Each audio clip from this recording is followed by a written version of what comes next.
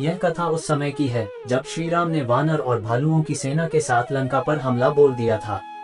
राम रावण युद्ध जारी था। लंकेश रावण को भगवान शिव और महाशक्ति का वरदान प्राप्त था।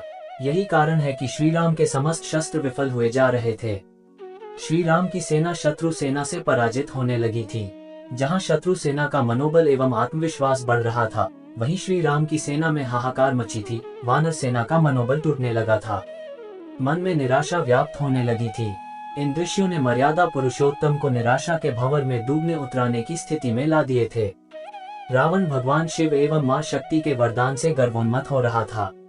शाम हो चली थी। युद्ध समाप्त होने पर जहां राक्षसों की सेना में उत्साह व्याप्त था, वहीं वानर भालुओं की सेना में खिन्नता थी। वे मंद और थके हारे चल रहे थे। कोई निर्णय न निकलता देख निराश थे। सोच रहे थे कि सुग्रीव और जाम्बवंत जी कल की कोई और योजना बनाएं जो सार्थक हो जाए। श्री राम को निराशा और अवसाद में घिरे मानस पटल में बार बार सीता की छवि दिखाई दे रही थी। माँ सीता से जुड़ी पुरानी यादें, राजा जनक का उपवन, देवी सीता से प्रथम मिलन आदि श्री राम को व्यथित कर रहे थे। यद्यपि शिव धनुष तोड़ने की शक्ति की यादें श्री राम का उत्साह बढ़ाती थी, तथापि रावण पर शक्ति की कृपा देख श्री राम निराश हो गए थे।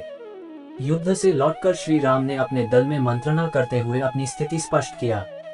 श्री राम को चिंतित देख जामवंत जी आगे आए और उनका उत्साह बढ़ाते हुए कहा कि सेनापति, आपके मुखमंडल पर उदासी अच्छी नहीं लगती। आपके उदास होने से आपकी सेना का मनोबल टूटेगा। आप आगे बढ़िए, अंततः जीत आपकी ही होगी। जामवंत जी का वचन सुनकर श्री राम ने कहा कि मैं इसलिए चिंतित नहीं हूँ कि आज रावण का पलड़ा भारी पड़ा है, बल्कि मैं इसलिए चिंतित हूँ कि रावण अकेला नहीं है, उसका साथ स्वयं माँ दुर्गा दे रही है। अब मैं रावण से तो लड़ सकता हूँ, लेकिन देवी से कैसे लड़ूं? इस पर जामवंत जी ने कहा कि इसका मतलब है कि रावण ने शक्ति की आराधना की है। श्री राम ने कहा कि हाँ, शायद इसीलिए उसे देवी शक्ति का साथ प्राप्त हो रहा है।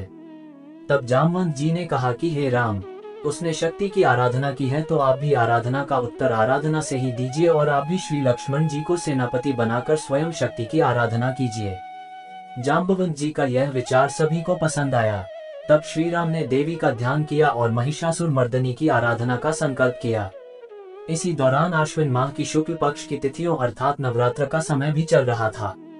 उन्होंने कहा कि माँ, मैं आपका संकेत समझ गया हूँ, अतः अब मैं आपकी आराधना करूँगा।